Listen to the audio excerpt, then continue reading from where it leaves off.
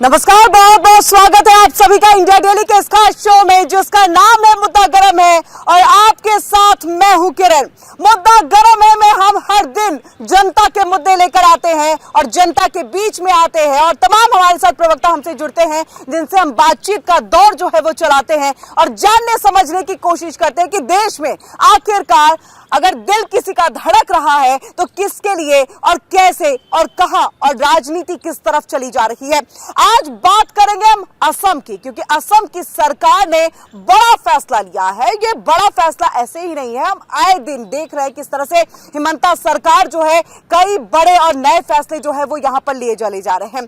ऐसे में अभी जमीन को लेकर के सियासत तेज हो गई है और ऐसे में आपको ये बताएं कि इस सियासत में ये कहा गया कि कोई भी मुस्लिम जो है हिंदू की जमीन को ऐसे ही नहीं खरीद पाएगा। अब तक हम सब जानते हैं अगर अपनी जमीन बेचनी है तो सिर्फ यहां पर बात होती है भुगतान की, कैसे भुगतान, कितने में खरीदा जाए, कितने में खरीद फरोख्त की जाए।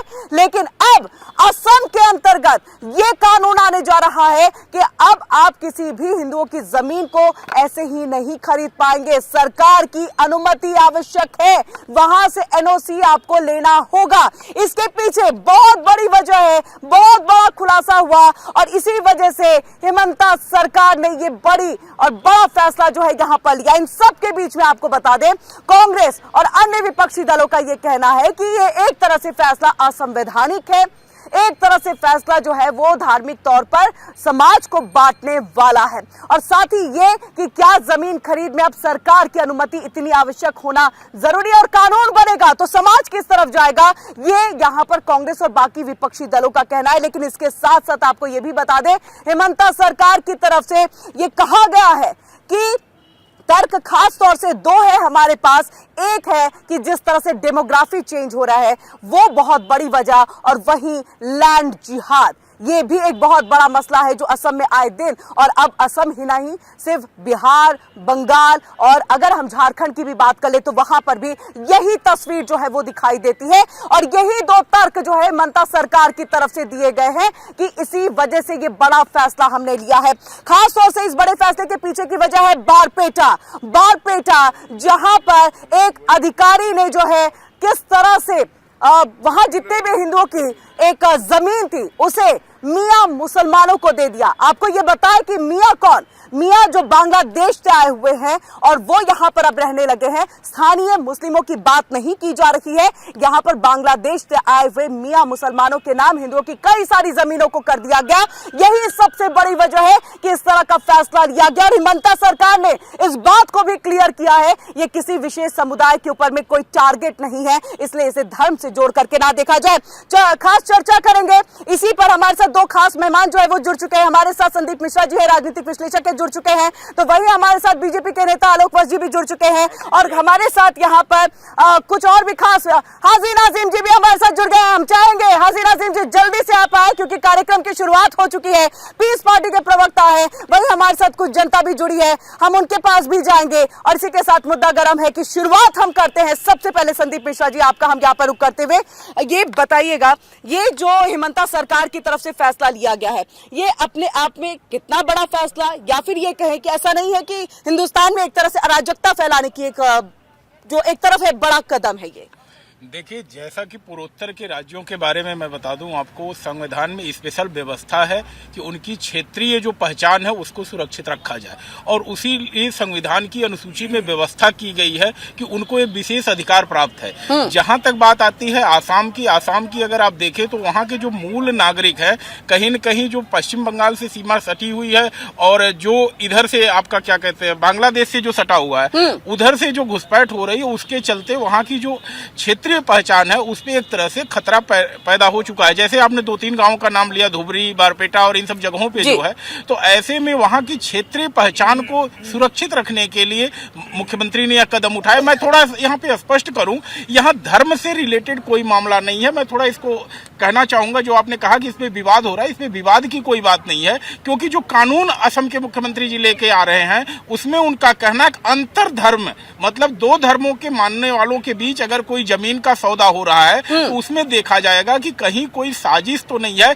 जिसके चलते उस क्षेत्र की पहचान को खंडित करने की या उसकी क्षेत्रीय पहचान को कहीं न कहीं जो है घटित करने वाली या कम करने वाली मंशा उसके साथ है। और ऐसी स्थिति में डीसी डिस्ट्रिक्ट कलेक्टर की जो है परमिशन आवश्यक है, उसका प्रमाण पत्र आवश्यक है। और जब तक संदीप जी मैं सब कुछ मान पा रही हूँ, लेकिन इसमें ये कह देना कि कोई भी मुस्लिम जो है वो जमीन नहीं खरीदेगा हिंदुओं, तो ये एक तरह से खुद में सरकार इस तरह के बातों को लेकर के आ रही है ना। कानून में कहीं भी हिंदू और मुसलमान का जिक्र नहीं है। साफ साफ मैं कहूँ बेवजह कि विपक्ष के लोग इस तरह की अफवाह ना फैलाएं। अंतर रिलीजियस, इंटर रिलीजियस, इंटरफेथ अगर कोई जमीन का सौदा हो रहा है वहां पर ऐसी बात कही गई है। धर्म का नाम नहीं लिया गया है किसी तरह से कि हिंदू बेच रहा है या मुसलमान बेच रहा है, इससे कोई मतलब नहीं है। मुस्लिम सिख भी बेच रहे हैं, सिख और ईसाई भी बेच रहे हैं, तो वहां पर इस कानून का लागू होना आवश्यक है और होगा। इसलिए धर्म के चश्मे से इसे नहीं देखा जाना चाहिए, इसे क्षेत्रीय पहचान का मामला समझना चाहिए। इसे क्षेत्रीय पहचान का मामला समझ करके ये बड़ा फैसला जो है वो यहाँ पर लिया गया है।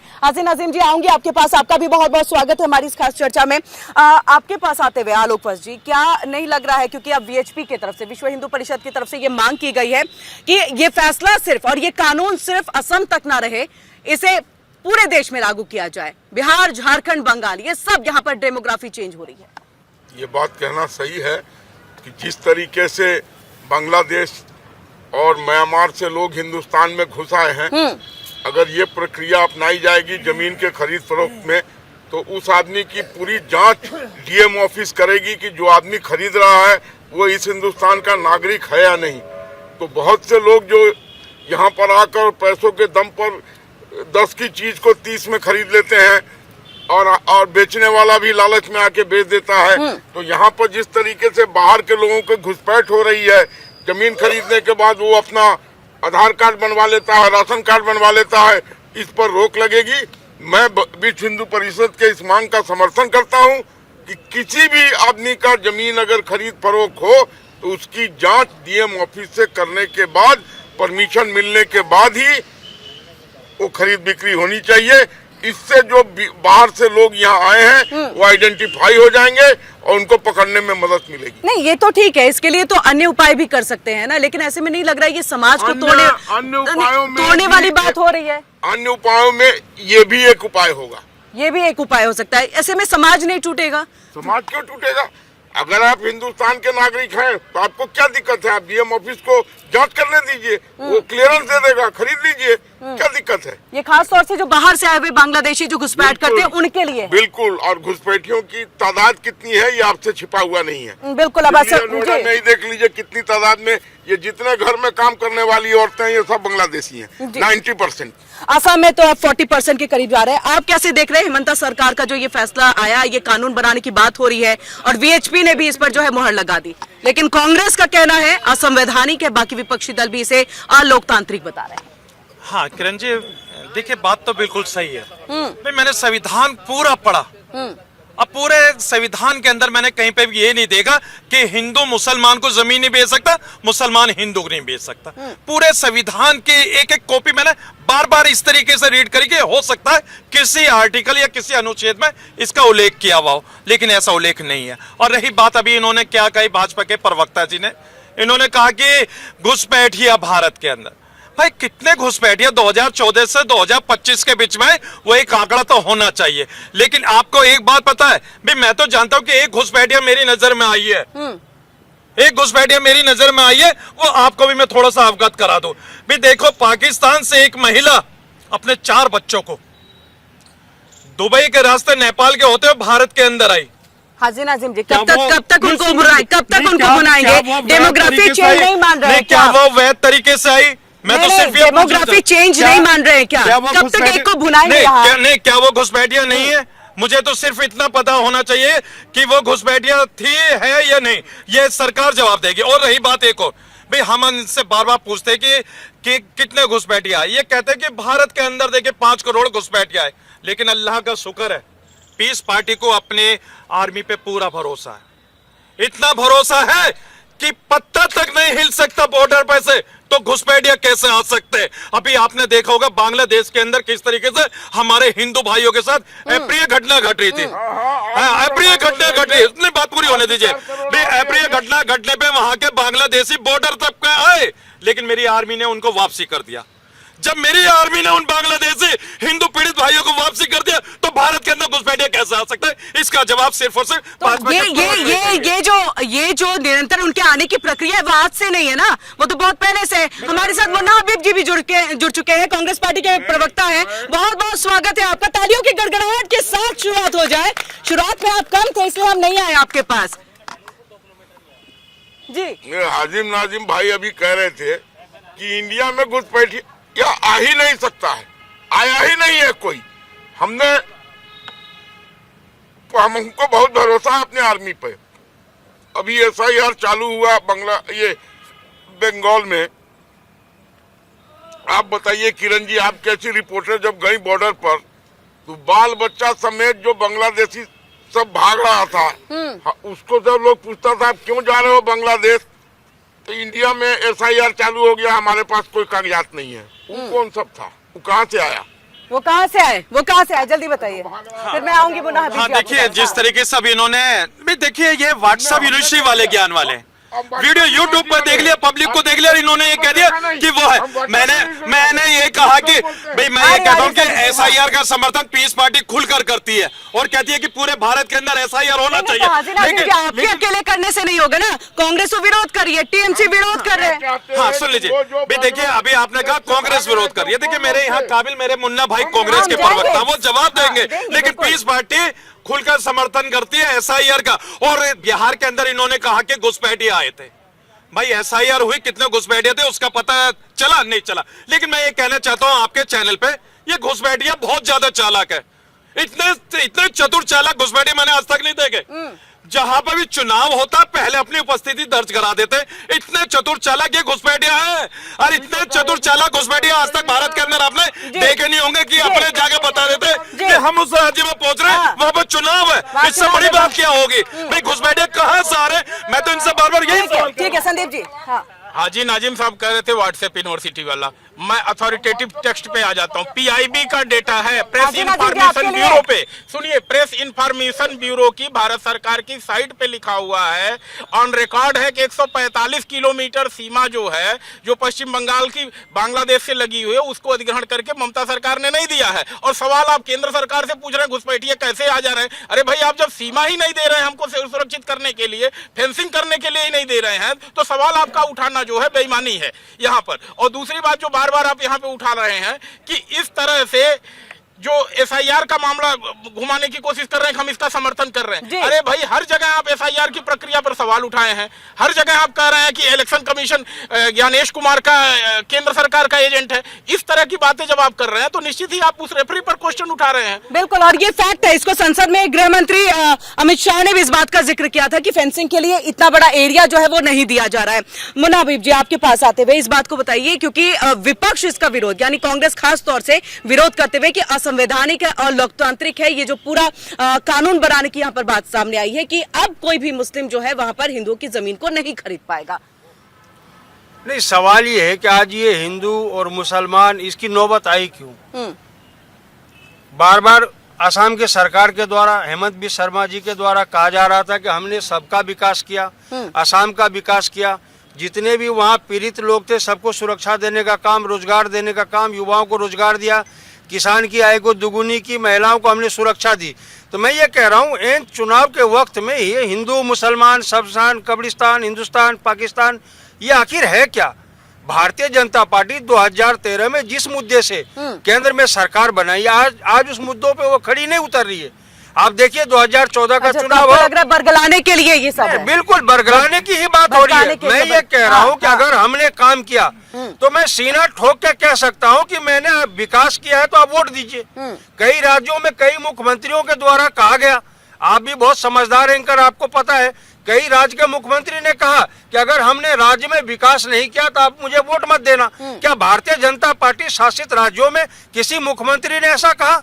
नहीं कहा। तो उनको तो लगता है कि उन्होंने विकास किया, इसलिए वो नहीं कहते हैं। मैं तो कह रहा हूं, और आपने एक जो सवाल पूछा कि ये मुद्दा क्यों आ रहा है, तो मैं बता दूं 2025 अगस्त में नुपुर बोरा है, उनका एक मामला सामने आया था। वो अधिकारी थी और उन्होंने बारपेटा में जितने भी हिंदुओं की जमीन थी वो मियां मुसलमानों को, और मियां उनको कहते हैं जो बांग्लादेश से आए हुए, जो वहां के रहने वाले लोकल मुसलमान है उनके लिए नहीं, जो बांग्लादेश से आए हुए मुसलमान है उनको बेच दिया था। जैसे ही इस बात का खुलासा हुआ उसी के बाद जो है ये कानून लाने की बात हो गई थी। नहीं नहीं, बिल्कुल, मैं तो कहता हूं कि बांग्लादेशी लोग हमारे देश में आए कैसे?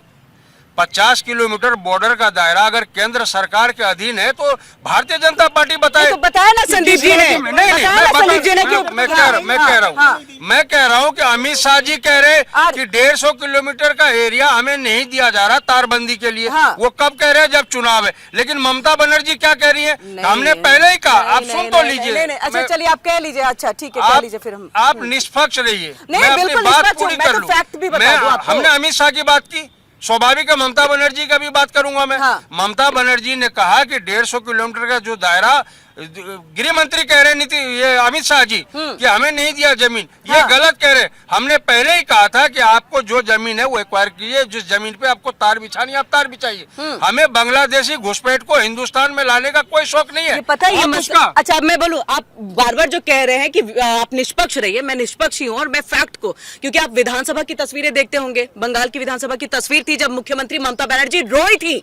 वो रोई थी क्योंकि उस वक्त वो विपक्ष में थी। उन्होंने कहा कि इन्हीं घुसपैठियों की वजह से वाम मोर्चा दल ने अपनी सरकार बना ली है। तो ये मसला आज का नहीं है, ये मसला तब का है जब वो विपक्ष में थी, और आज उन्हीं घुसपैठियों को भुला रही है, अपने वोट के लिए उसको इस्तेमाल कर रही है और इसीलिए रो रही है वो बार बार।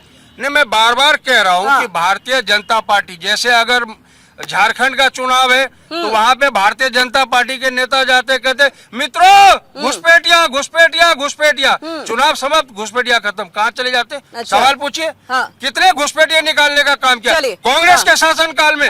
93,500 घुसपैठियों को निकालने का काम कांग्रेस सरकार ने किया। मैं कह रहा हूँ सरकार ने किया, लेकिन हमने कभी भी ढोल नगाड़े पे इसका प्रचार प्रसार नहीं किया। इनसे पूछिए 3,300 में इन्होंने दम तोड़ दिया कि और बाकी घुसपैठिए गए कहाँ? ठीक है, 93,000 का दिया। आप कुछ दिखाना चाह रहे थे? हाँ, PIB का ऑफिशियल डेटा है जो वेबसाइट पे अवेलेबल है। ये 20 अगस्त 2025 का है। 20 अगस्त में तो चुनाव नहीं हो रहे थे, उस समय का ये डेटा है कि 148 किलोमीटर की सीमा जो है जमीन अधिग्रहण करके राज्य सरकार केंद्र को नहीं दे रही है फेंसिंग के लिए। तो भैया 20 अगस्त को तो चुनाव नहीं था, आज 4 महीने हो गए, दिसंबर के बाद हम जनवरी में आ गए हैं। तो चुनाव का रोना मत रोइए कि चुनाव के समय ये क्यों हो रहा है, ये हर समय चल रहा है कार्यक्रम। मुनाबिब जी, हमने घुसपैठियों की बात की, मैं ये उसकी भी बात की कि चुनाव के दौरान चीजें उठी, मैं ये कह रहा हूँ इसका जवाब टीएमसी का प्रवक्ता होता तो बेहतर देता। तो सरकार हमारी तो गठबंधन वाले स्थिति में है ना। मैं ये कह रहा हूँ कि गठबंधन केंद्र की बात और लोकसभा के लिए था, विधानसभा में कोई किसी का गठबंधन नहीं है।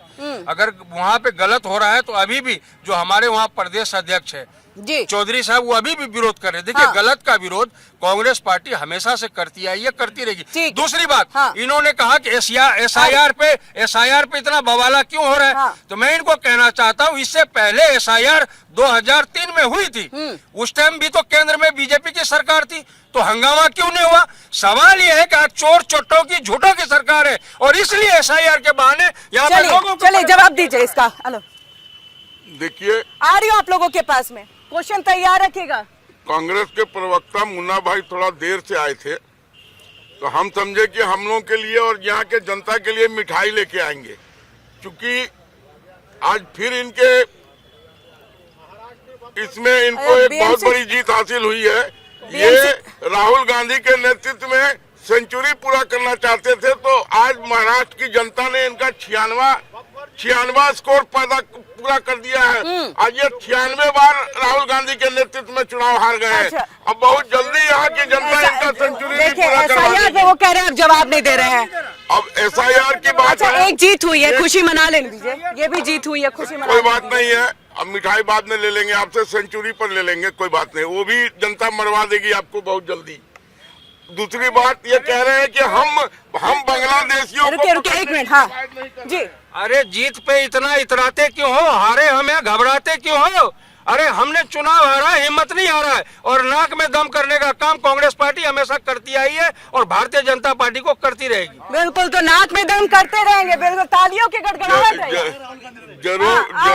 जरूर नाक में दम करते रहिए। हाँ। हम पहुंचे हैं 141 पर, आप 3-4 पर हैं, तो नाक में दम करते रहिए, कोई बात नहीं है। हमको ऐसा नाक में दम पसंद है जब चुटपुट आदमी दौड़ता रहे और हम अपना राह चलते रहें। एक कहावत है, हाथी चले बाजार और सब जानवर भूखे हजार, उससे कोई फर्क नहीं पड़ता। हम राष्ट्र को आगे ले जाने की जो कसम खाए हुए हैं उस पर हम अडिग हैं। राष्ट्र आगे जा रहा है। हाँ। आपसे 11वीं पायदान पर लिया था, आज 4थी पर पहुंचा के रख दिया है और बहुत जल्दी मैं जनता के बीच में जाऊं, एक बार जनता के बीच में एक बार जाऊं।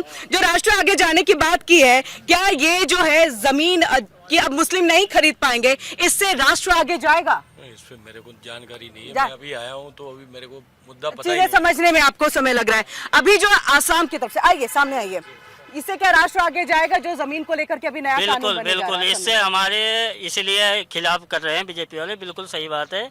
क्योंकि वक्फ बोर्ड जो है हमारी जमीनों पे फैलता हुआ जा रहा है। हाजी नाजिम जी, आपके ठीक लिए है, हाँ। इस पे रोक लगना बहुत सख्त जरूरी है।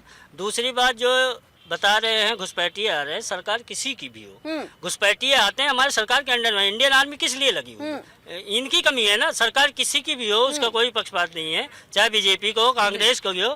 ये सवाल है घुसपैठिए आते क्यों हैं? इंडियन आर्मी किस लिए लगी है भाई? आते क्यों है और आते कैसे? ये 2 सवाल है आपका, आप बताइए। भाई साहब पहले तो ये बताएं कि भाई वक्फ बोर्ड कहते किसे हैं? हाँ, आइए अब आप दोनों के बीच में। हाँ, वक्फ बोर्ड, वक्फ बोर्ड कहते किसे हैं, आप ये बताएं पहले। वक्फ बोर्ड भाई देखो, ज्यादा जानकारी हमें नहीं है, भाई साहब इस बात को लेकिन नहीं बोलना चाहिए तो आपको। बोलिए ना। हमारी जमीन है, उसमें कई गई है। वक्फ बोर्ड हमारे यहाँ भोलेनाथ की वक्फ मंदिर बोर्ड है, आ जाइए, आ जाइए, ठीक है, सामने उसकी जमीन हाँ, में वो जो है, चली गई है, ठीक है। वक्फ बोर्ड है क्या? वक्फ बोर्ड को उसमें बता चली गई है, लौंडा इसलिए भाई कुछ नहीं घबरा, लौंडा कुछ नहीं घबरा। वक्फ बोर्ड वो बोर्ड जहाँ पर दादा परदा या किसी ने भी अपनी जमीन आपको तोहफे में दी हो, खुश? हाँ, अब बताइए, मीडिया वालों से मत पूछिए। अखबार कौन देगा? तब अब बताइए। मान लो मैं जानता हूँ, प्रत्यक्ष मैं जानता हूँ, भोलेनाथ का मंदिर है हमारे सिटी और सुल्तान। देखिए, वक्फ बोर्ड पे सवाल इसलिए क्योंकि सबसे ज्यादा जमीन वक्फ बोर्ड के पास है, तीसरी सबसे ज्यादा वक्फ बोर्ड की जमीन आ रही है आप लोगों के पास। जी, आपके लिए आपका टैलेंट राहुल गांधी से कम है क्या? आपके समय में सीमाएं असुरक्षित थी, सैनिकों के सर काट के ले जाते थे आतंकवादी और दामाद बन के रहते थे। आपके समय में सीमाएं असुरक्षित थी, उसका जवाब दो आप पहले। जी बिल्कुल, 3 सवाल एक एक करके लेंगे यहाँ पर। पहले तो आप बताइए कि बॉर्डर पर जो बार बार विपक्ष की तरफ से थी, बीएसएफ की बात देखिए, करी, फिर पूरे देश ने देखा था आतंकवादी यासीन मलिक को प्राइम मिनिस्टर मनमोहन सिंह ने अपने घर पर बुला के चाय नाश्ता करवाया था।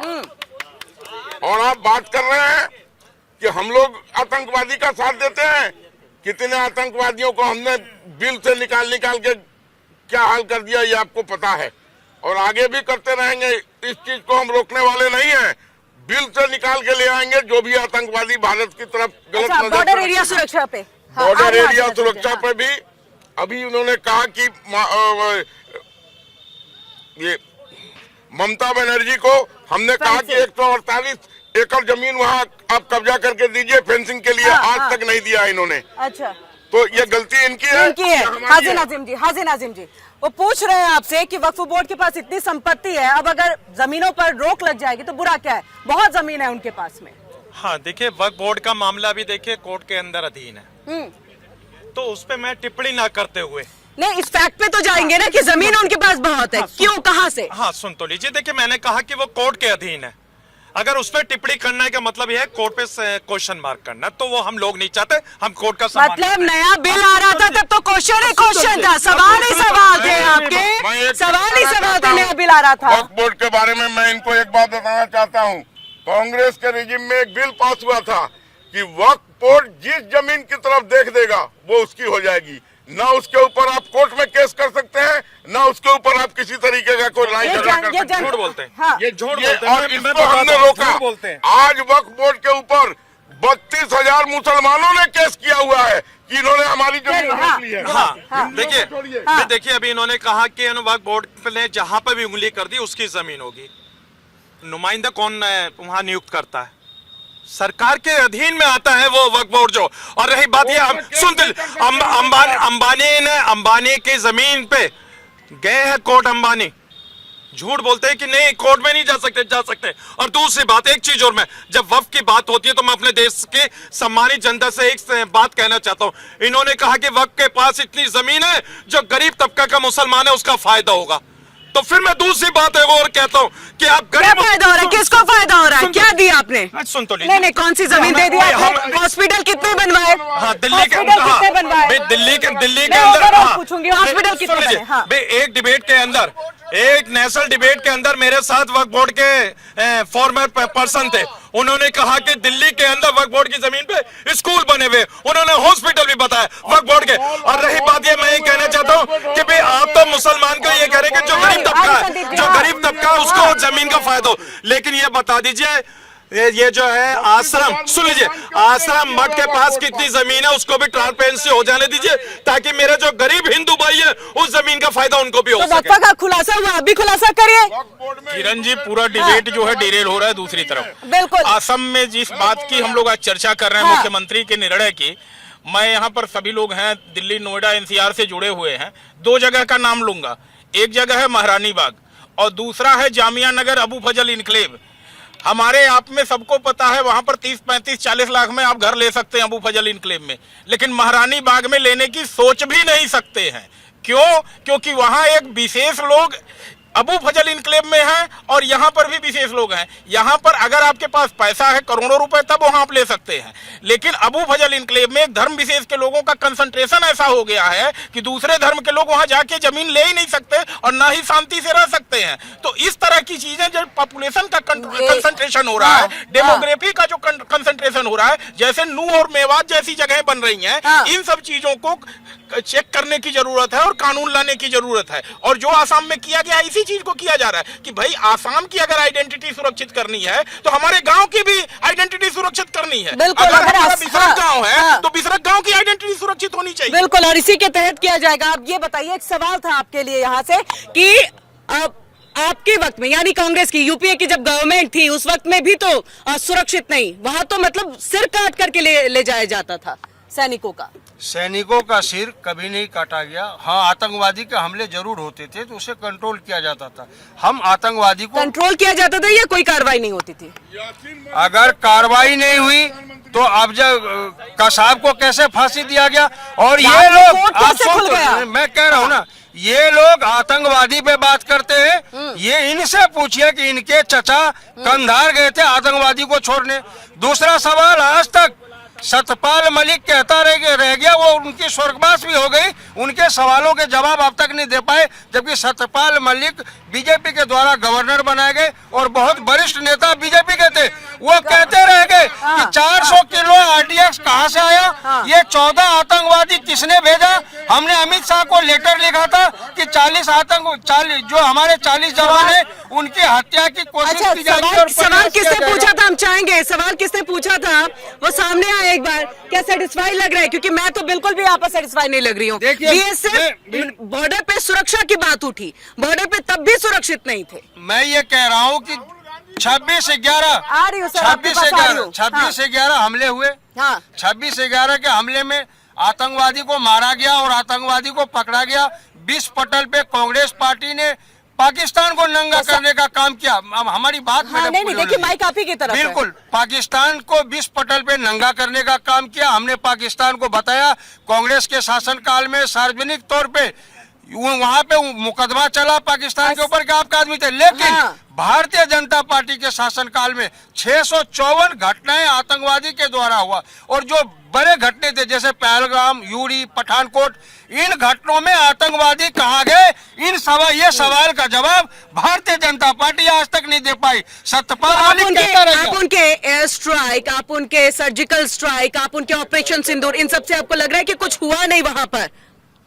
मैं तो नहीं, कुछ हुआ या नहीं हुआ? नहीं, कुछ हुआ या नहीं हुआ? आपके हिसाब से क्या हुआ? इसीलिए मैं कह रहा हूँ, आपको मैं क्या मैं बताऊं मैं सवाल पूछ रही हूँ। हाँ। सवाल अभी हमने ऑपरेशन सिंदूर का नहीं किया, सर्जिकल स्ट्राइक का नहीं किया। एक मिनट, आपने पुलवामा का नाम लिया, आपने पहलगाम का नाम लिया, इसके बाद क्या ऑपरेशन हुआ उसका तो जिक्र होगा ना।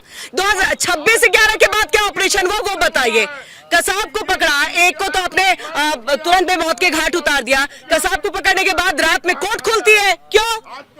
सवाल है कोर्ट खुलने का नहीं है। मेरा जो सवाल था, मेरा जो सवाल था, आतंकवादी के लिए रात में कोर्ट क्यों? बिल्कुल इनका मेरे सवाल का जवाब हमारे मित्र लूंगी, तो इनसे पूछिए कि सत्यपाल मलिक के सवाल का जवाब इनके पास है। ठीक है, सत्यपाल मलिक ने सीधा गृह मंत्री पर आरोप लगाया कि अमित शाह ने उन आतंकवादियों को भेजा था उस 40 जवान को मरवाने के लिए। चलिए उसका जवाब देंगे, उसका जवाब वो देंगे। आप मुझे पहले बताइए, air strike, surgical strike, operation Sindoor, इसको आप क्या मानते हैं? एयर स्ट्राइक, सर्जिकल स्ट्राइक की बात जिस तरीके से देश के प्रधानमंत्री ने नोटबंदी के समय में कहा था कि नोटबंदी के समय कहा था कि मित्रों नोटबंदी होते ही आतंकवादी के कमर टूट जाएंगे, वो हमारे हिंदुस्तान, हमारे भारत में पूछ रही हूँ। नहीं, आम पूछ रही हूँ, जवाब इमली दे रहे हैं। मैंने पूछा simple, surgical strike, air strike और इसके बाद ऑपरेशन सिंदूर को कांग्रेस क्या मानती है कि कोई कार्रवाई हुई या नहीं हुई? सर्जिकल स्ट्राइक पे जवाब दे दूं? हाँ दीजिए ना, तब तो मैं पूछ रही हूँ, 4 बार सवाल पूछ रही आपसे।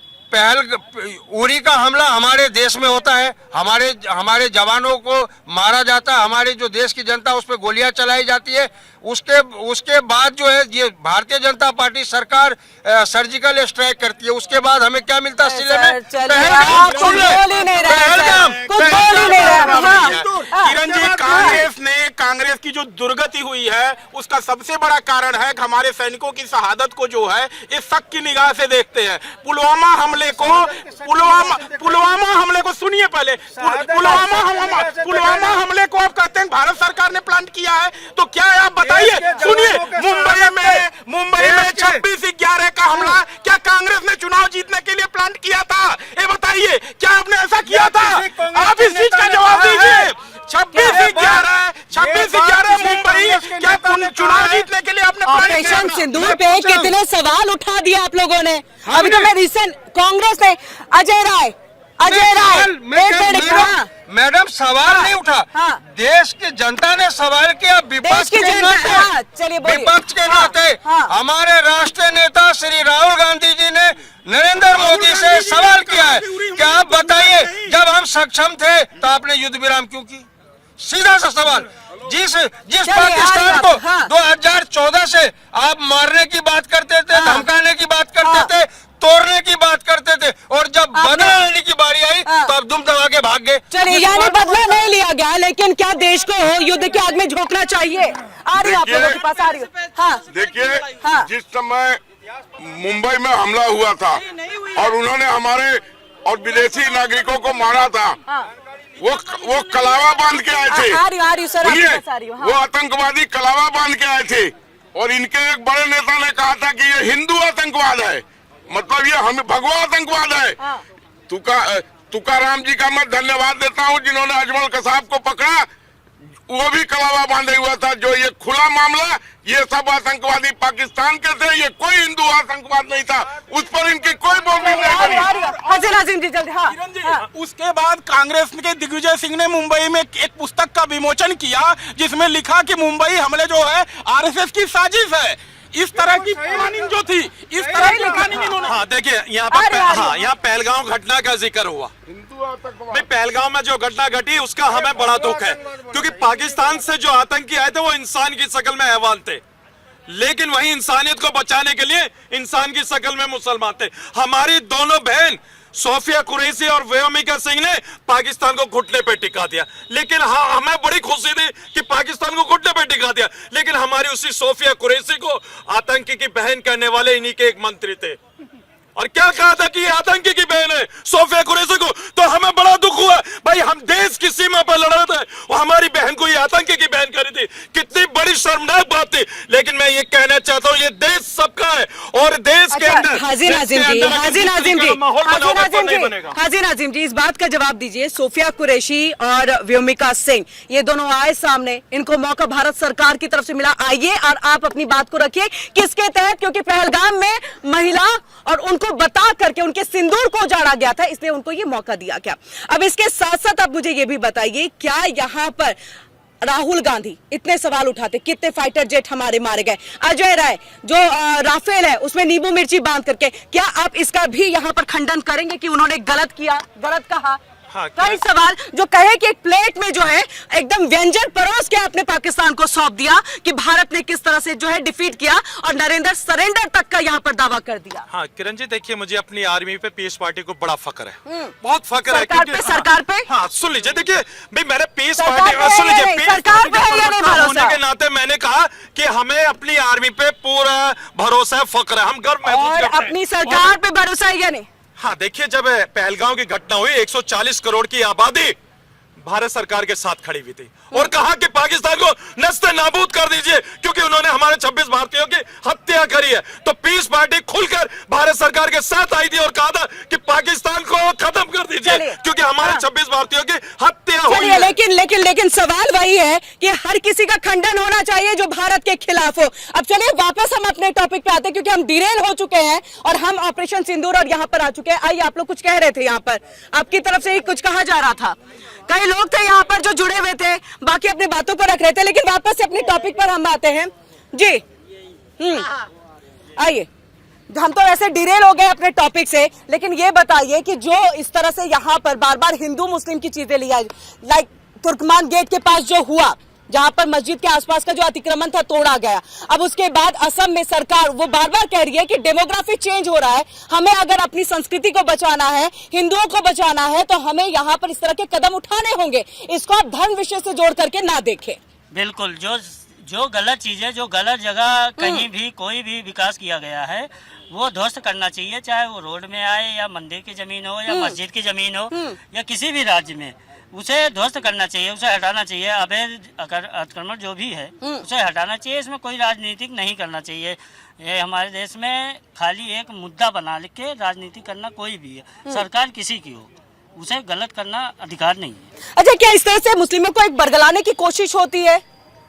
अपने अपने मत है लोगों के। हाँ, तो आइए सामने आइए, आपका मत क्या है? जनता क्या सोचती है? क्या मुस्लिमों को बरगलाने की कोशिश होती है सिर्फ अपने फायदे के लिए? किसी के बरगलाने में नहीं आना चाहिए, किसी को भी। तुर्कमान गेट के पास भी जो हुआ, देखिए किस तरह से पत्थरबाजी हो गई, जबकि सरकार वहां पर प्रशासन ने बातचीत की थी। ये तो सरकार ही बता सकती है।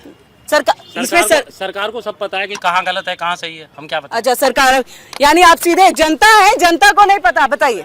ऐसा है कि तुर्कमान गेट में जो अवैध नहीं, इसका बताइएगा, क्या ये फैसला लेने से डेमोग्राफी चेंज का जो एक बहुत बड़ी चुनौती है, चैलेंज है, चाहे वो असम सरकार के सामने हो या फिर अन्य सरकारों के सामने हो, बिहार, झारखंड, बंगाल में भी डेमोग्राफी चेंज हो रही है, तो क्या इसका बदलाव होगा? आप बदलाव देखते हैं इस फैसले से? बदलाव तो होना चाहिए। जमीन मिलेगी नहीं तो आप वहाँ रहेंगे कैसे? हाँ, वही दिक्कत है, जमीन कम खत्म होती जा रही है और दूसरे लोग जो नाजायज कब्जे हैं वो उनकी वजह से भी सरकारी जमीन को भी दिक्कत है, प्राइवेट को भी दिक्कत है, प्राइवेट वालों को भी दिक्कत है। जी हाँ, आप बहुत कुछ कह रहे थे उस समय। नहीं, ठीक है, चलिए अपनी बातों को यहाँ पर रखते हुए जी बिल्कुल, हाँ बताइए।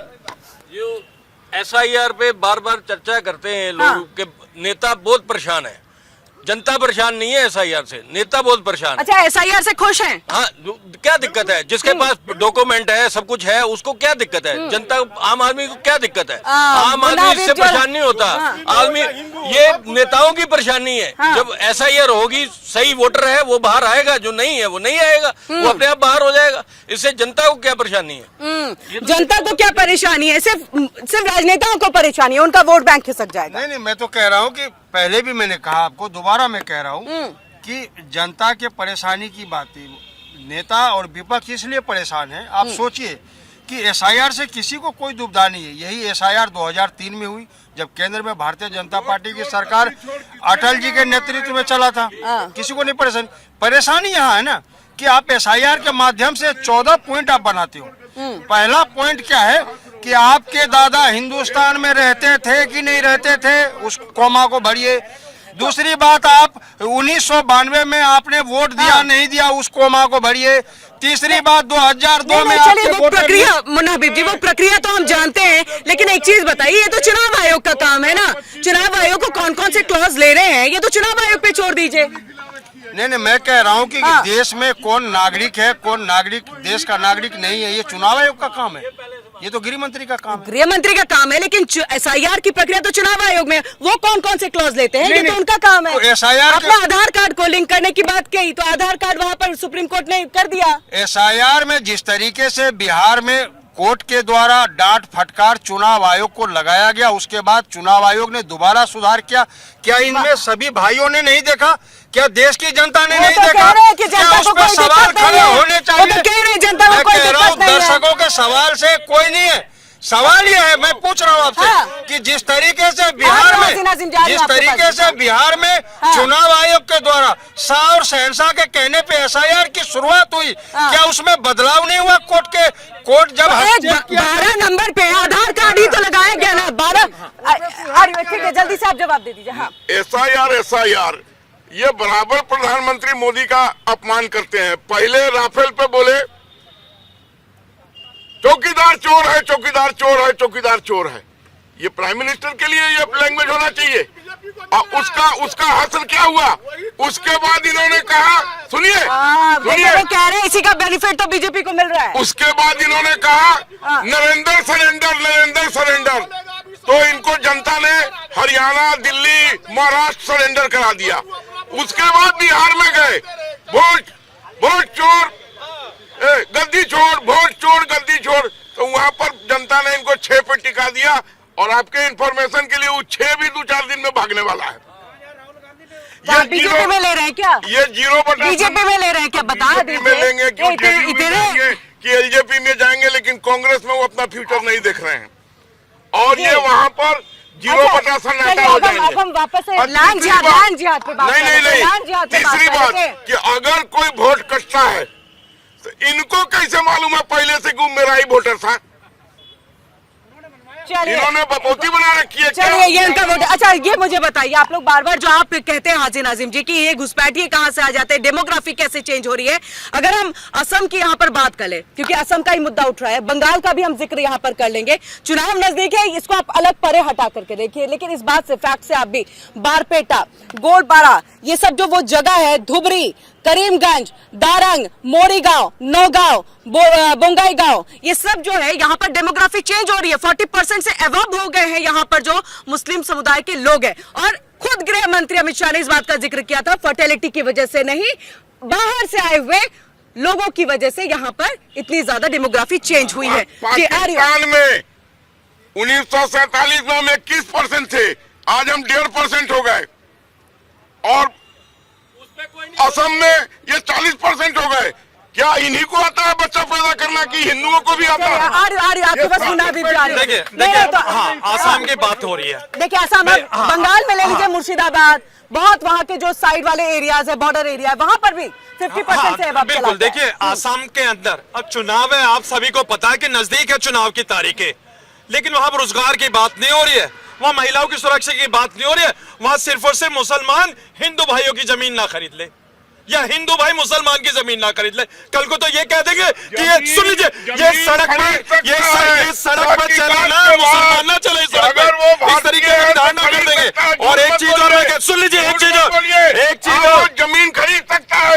अरे आप तो कश्मीर में भी ये कह रहे थे कि 370 हटाने के बाद वहां जमीन खरीद लेंगे, मैं जमीन खरीद लेंगे। मैं तो कहता हूँ कि जो कश्मीर से हमारे हिंदू भाई वहां से पलायन करके उनको वापसी कश्मीर में बसा दीजिए। हिंदू भाई कब पलायन किए? कश्मीरी पंडित कब पलायन किए? मैं तो ये बताना चाह रहा हूँ आपको, कश्मीरी पंडित कब पलायन किए? देखिए, इन्हीं की सरकार थी उस टाइम पे। अभी कौन से यहाँ से हिंदू पलायन कर रहे हैं? गलत फैक्ट्स मत लीजिए ना। सुन लीजिए, मैं तो चाहता हूँ कि कश्मीर के अंदर हिंदू भाइयों को वापसी पहुंचा दिया जाए, उनको रहने की व्यवस्था कर दी जाए।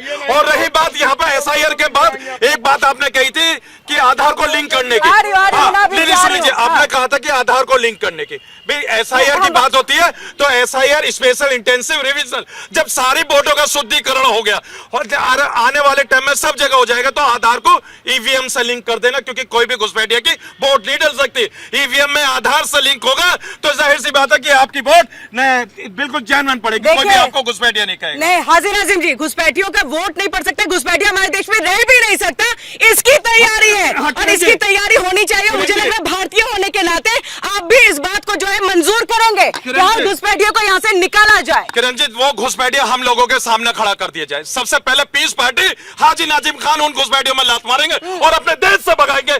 भाई घुसपैठिया तो लाइए, हम तो खुद इंतजार कर रहे हैं कि वो घुसपैठिया चुनाव से पहले बड़ी चालाकी में पहुंच जाते हैं। कब से रह रहे हैं हाजी नाजिम जी? नोएडा में कब से रह रहे हैं? नोएडा में आपको पता है यहाँ पर काम करने के लिए कई महिलाएं हैं, सब बांग्लादेश रोहिंग्या वहां से आई हुई तो है। आपने तो सरकार पे सवाल या निशान उठा दिया। आपने सरकार नहीं, पे सवाल या निशान आपने उठा पूछा, दिया। आपने पूछा हाजी नाजिम जी, आपने पूछा एक को बिला दीजिए, मैंने वो जगह का नाम दिया, अब जाइए वहाँ से पूछिए, उनको हटाइए, निकालिए। देखिए ये भाई मैं कहता हूँ कि हमें सत्ता सौंप दीजिए, इंशाल्लाह भारत से एक घुसपैठियों को भगा दिया जाएगा। पीस पार्टी को देश की सत्ता दे दीजिए। घुसपैठिया एक सब सत्ता का खेल है, सब सत्ता का खेल है। सुनिए एक कहावत है, एक बहुत पुरानी कहावत है, न 9 मन तेल हुई है न राधा नची है। ये पीस पार्टी को कब यहाँ की जनता सत्ता सौंपेगी, जरा मुझे बता दीजिए सर। 2018 के अंदर मुखिया $140 करोड़ में इनका 5 तो मुखिया भी नहीं है, और ये बात कर रहे हैं कि हम आतंकवादियों को लात मारेंगे। आतंकवादियों के साथ आप खाइए पीजिए, बिरयानी खाइए और मस्त में रहिए, हम उनको ढूंढ के निकालेंगे। चलिए हाँ, मुसलमानों को इन्होंने आतंकियों से जोड़ दिया। ये कौन से तर्क इन्होंने दिया कि भी आप आतंकियों के साथ बैठिए बिरयानी खाइए? बड़ा खतरनाक बयान दिया भी इन्होंने। मेरे डॉक्टर एपीजे अब्दुल कलाम साहब पे तक उंगली उठा दी, इन्होंने उंगली उठा दी है डॉक्टर एपीजे अब्दुल कलाम साहब। हिंदू के घर में आज तक किसी हिंदू के घर में कोई आतंकवादी पकड़ा गया है? और क्या बात है कि अगर 10 आतंकवादी पकड़े जाते हैं तो 9 मुसलमान ही क्यों होते हैं? हाँ सुन लीजिए भाई, जब मेरे देश की आर्मी जब आतंकियों को ढेर कर देती है तो हम लोगों को बड़ी आपत्ति होती है कि भारत के पाक सरजमी पे उन आतंकियों को दफना दिया जाता है, उन आतंकियों को उनके देश भेजा जाए। चलिए हम वापस डेमोग्राफी पे ही आते हैं जी। हाँ मुनाफिर जी, हाँ इन्होंने कहा कि आतंकवादी मुसलमान क्यों होते, तो मैं इनसे पूछना चाहता हूं कि महात्मा गांधी को गोली मारने वाला मुसलमान था क्या? इंदिरा गांधी को गोली मारने वाला मुसलमान था क्या? राजीव गांधी को बम से उड़ाने वाला मुसलमान था क्या? और 64 नाम मैं अभी इनको बाय रिकॉर्ड दूंगा जो भारतीय जनता पार्टी के सदस्य रहते हुए वो आतंकवादी के साथ मिला हुआ है, सदस्य रहते हुए आतंकवादी के साथ मिला हुआ है। पूछ रहे संदीप जी। नहीं, लाल किले पे देखिए, आतंकवाद का कोई धर्म नहीं होता। भारतीय जनता पार्टी बार बार किसी भी धर्म को जोड़ देते कि आतंकवादी। मैं ये कह रहा हूँ कि ना, अगर वो मुस्लिम मजहब से था तो क्या किसी मुसलमानों ने रोका कि आप उसको उस पर कार्रवाई मत कीजिए? किसी ने नहीं रोका।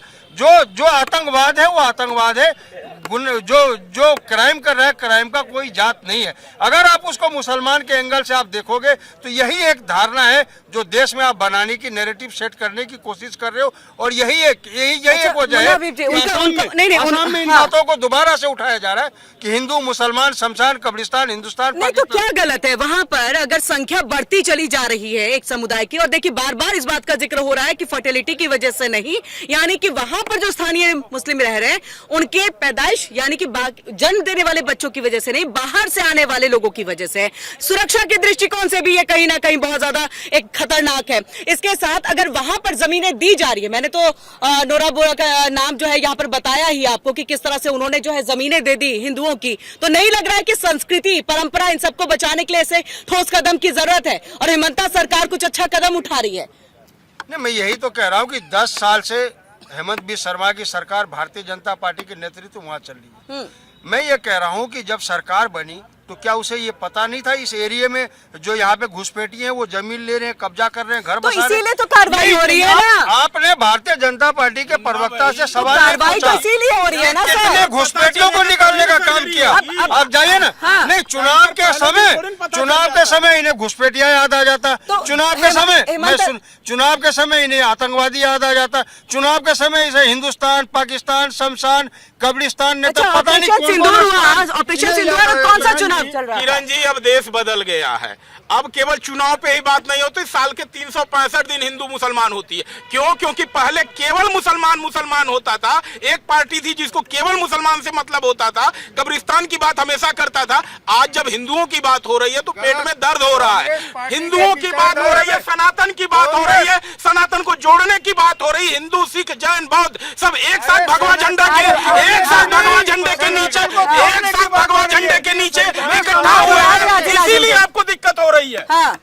सनातन को जोड़ने की नहीं, सनातन को तोड़ने की बात हो रही है। कैसे? जिस मंदिर की ये बात कर रहे हैं, हाँ। जिस मंदिर की बात कर रहे अरे हैं, आप झंडे वाला मंदिर में आपने कह दिया। मैं आप जवाब तो सुनिए। जिस तरीके से 500 साल पुराना हनुमान मंदिर को तोड़ा गया, किस लिए तोड़ा गया? क्योंकि आरएसएस को पार्किंग के लिए जगह नहीं थी, इसके लिए तोड़ा गया। जिस हिंदू की बात कर रहे हैं, मैं कह रहा हूँ ये तर्क कहाँ से आया? ये तर्क कहाँ से आया कि राम मंदिर को तोड़ा गया पार्किंग के राम लिए? मंदिर? आप कौन से मंदिर का? 500 साल पुराना हनुमान मंदिर, झंडे वाला मंदिर, जहाँ मैं रहता हूँ वहाँ आरएसएस के पार्किंग के लिए तोड़ा गया। मैंने हनुमान मंदिर की बात की, राम मंदिर का क्षेत्र नहीं। मैं बता रहा हूँ 7 करोड़ 80 लाख हिंदू इनके टाइम में बेरोजगार है बच्चे, उनको याद नहीं है। अरे योगी ना करो, मंदिर की चिंता कर, अरे सुनो, विश्व हिंदू अरे इलाहा की चिंता करने के लिए, अरे सुनिए, इलाहाबाद मुन्ना खान जो सबूत कर रहा है, ठीक है, पुलवामा को शक की निगाह से देखते हैं, भारत सरकार की साजिश कहते हैं। उनकी जरूरत नहीं है हमारे मंदिरों के लिए सहानुभूति दिखाने की। जी हाजी नाजिम जी, आप बार बार भारतीय संविधान इन सब की बात करते हैं, यूसीसी एनआरसी पे स्टैंड बताइए। देखिए, कांग्रेस साथ में सामने है, उनको बताइएगा। हाँ, देखिए, जब आप यूसीसी की बात करते हैं तो भाई लेके आइए, सरकार ने कानून बनाया, हम तो कह रहे हैं पूरे देश के अंदर लागू कर दीजिए, या एक ही उत्तराखंड में आप लागू करेंगे? नहीं, सब जगह पूरे देश में नहीं तो फिर उत्तराखंड में लागू करा। नहीं तो अभी तो इस वजह से लागू हुआ है। कानून लागू देश के लिए लागू क्यों नहीं हो पाया? राज्य लागू क्यों नहीं हो पाया? बताइए, लागू क्यों नहीं हो पा रहा है? क्यों यहाँ पर जो है ये ड्राफ्ट अभी भी अटका हुआ है? कांग्रेस नहीं चाहती, विपक्षी दल नहीं चाहते। सुनिए, हिंदू मुस्लिम वाला तमगा वहाँ खड़ा हो जाता है। मैडम सुनिए। हाँ बताइए ना सर। बीजेपी शासित कितने राज्य हैं? कितने राज्य? बताइए आप। कितने राज्य? 28 से ऊपर। कितने राज्यों में बिल पास हुआ है? कितने राज्यों ने घोषित कर दी कि हाँ यहाँ पे एनआरसी और यूसीसी में लाओ? उत्तराखंड जिसका मैं कह रहा हूँ सिर्फ उत्तराखंड ही क्यों? तो यही मैं तो हम कह रहा पूछ हूँ, रहे हैं। फिर इसको लेकर के धरना प्रदर्शन क्यों शुरू हो जाता है? एनआरसी को लेकर देखा ना किस तरह का धरना प्रदर्शन था। मैंने पहले ही कहा, एनआरसी को लेकर धरना प्रदर्शन किसने किया? पहले ही कहा कि चोर चोटों की सरकार है, झूठों की सरकार है, पहले ही कहा। कैसे? एसआईआर की बात आपने की, 2003 में भी एसआईआर हुआ, किसी ने एक शब्द कहा? कोई एक विपक्ष का नेता कहा हो, देश की जनता कहा हो, या कोई भी एक दल, मैं एनआरसी और यूसीसी पे हूँ, आप एसआईआर पे पहुंच गए हैं। मैं बात धरना प्रदर्शन की कर रही हूँ, आप एसआईआर का जिक्र कर रहे हैं। चलिए, बिहार का तो हमको समझ में आता है कि तुरंत चुनाव था। पश्चिम बंगाल में तो अभी वक्त है ना, यूपी में तो पहले ही शुरू हो गया है। वहाँ कौन सी समय की कमी है आपकी? वहाँ क्यों फिर नाराजगी है? नहीं, बिहार में आपने मान लिया, अब मैं बंगाल की बात कर रहा हूँ। मैं वक्त के लिए मान रही हूँ, समय के लिए। बंगाल में भी समय की बात है, और सवाल समय अभी है समय वहाँ पर आराम से एसआईआर हो सकता है। कितना वक्त चाहिए एसआईआर कराने के लिए? आज की टेक्नोलॉजी ऊपर है भाई। चुनाव बिल्कुल टेक्नोलॉजी ऊपर है, इसीलिए तो कह रहा हूँ कि चुनाव की एक प्रक्रिया होती है जिसके लिए समय 10 से 12 महीने का लगता है। चुनाव की प्रक्रिया आप सुनिए, दूसरी बात मैं कह रहा हूँ कि एनआरसी हो हम्म। या एसआईआर हो, हाँ। यूसीसी हो, हाँ। कोई भी